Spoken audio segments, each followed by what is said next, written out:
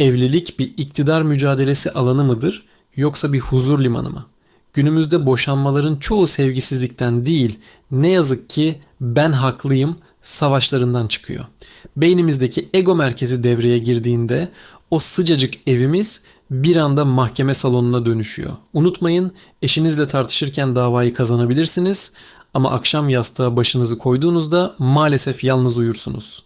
İşte bu videoda evlilikte kadın ve erkek beyninin nasıl farklı çalıştığını ve boşanmaya giden yolu kapatan o kritik 5S kuralını konuşacağız. Hazırsanız başlayalım. İnsan beyni doğası gereği ben merkezci olarak dünyaya gelir. Küçük çocuklara bakın, hemen ne derler? Bu oyuncak benim. Paylaşmayı, biz olmayı sonradan öğreniriz. Evlilikte bir sorun çıktığında da beynimizin o en ilkel, en eski kısmı olan sürüngen beyin anında devreye girer. Onun tek bir amacı vardır. Kendini korumak, haklı çıkmak.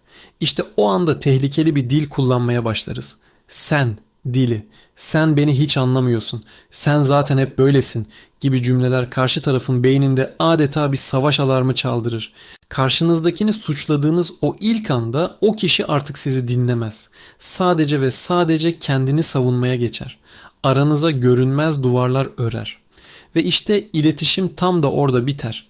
Eğer eşiniz bir tartışma sırasında susuyorsa bu sizi onayladığı anlamına gelmez. Bu duygusal olarak kapılarını kapattığı anlamına gelir. İşte bu sessizlik boşanmanın ayak sesleridir. Peki kadın ve erkek neden olaylara bu kadar farklı bakar? Neden aynı olayı bambaşka şekillerde yorumlarız? Çünkü beyin donanımımız, biyolojimiz farklı.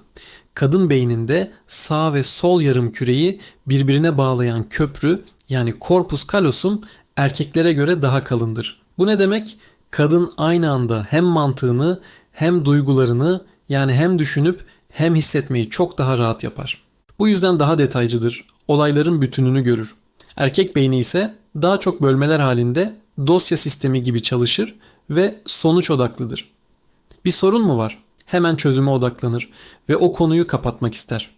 Kadın ise çözümden önce anlaşılmak ister. Sürecin kendisini, duygularını paylaşmak ister. Bu yüzden erkeklere küçük bir tavsiyem var. Eşiniz size bir sorununu anlatırken lütfen hemen çözüm üretmeye çalışmayın. Sadece dinleyin. Omuzuna dokunup "Seni anlıyorum. Bu durumda böyle hissetmen çok normal. Haklısın." deyin. Bu sihirli cümle çoğu zaman ona yetecektir. Hanımlara da bir tavsiye. Erkek zihnini bir dosya sistemi gibi düşünün. Eğer o an maç dosyasını açtıysa, yani maçı izliyorsa sizinle ilgili ilişki dosyası kapalıdır. O dosyanın kapanmasını sabırla bekleyin. Sonra kendi konunuzu açın. Peki tüm bu farklılıklara rağmen evliliği ne kurtarır? Biz buna ilişkinin 5S kuralı diyoruz. Birincisi sevgi, bu ilişkinin yakıtıdır. İkincisi saygı, birbirinizin kişisel sınırlarına hürmet etmektir. Üçüncüsü sabır, ilişkinin fren sistemidir. Ani patlamaları önler. Dördüncüsü sadakat, güvenin temelidir. Olmazsa olmazıdır. Ve beşincisi samimiyet. Yani yapmacık olmamak, olduğun gibi görünebilmek. Lütfen evinizi sadece yatıp kalkılan bir otel gibi kullanmayın.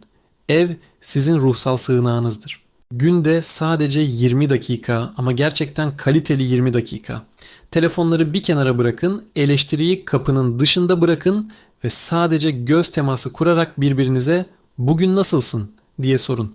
Bu basit eylem beyninizde bağlılık hormonu olan oksitosini salgılatır ve aranızdaki bağı güçlendirir. Sözün özü şu: hayatta bir seçim yapmanız gerekiyor. Haklı olmayı mı seçiyorsunuz yoksa mutlu olmayı mı? Mutluluğu seçiyorsanız egonuzu kapının dışında bırakmak zorundasınız.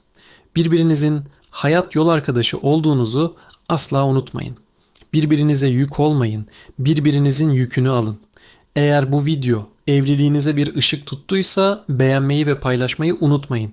Sizin evliliğinizde bu 5S kuralından hangisi daha güçlü ya da hangisi eksik? Yorumlarda buluşalım. Hoşça kalın ama en önemlisi daima insanca kalın.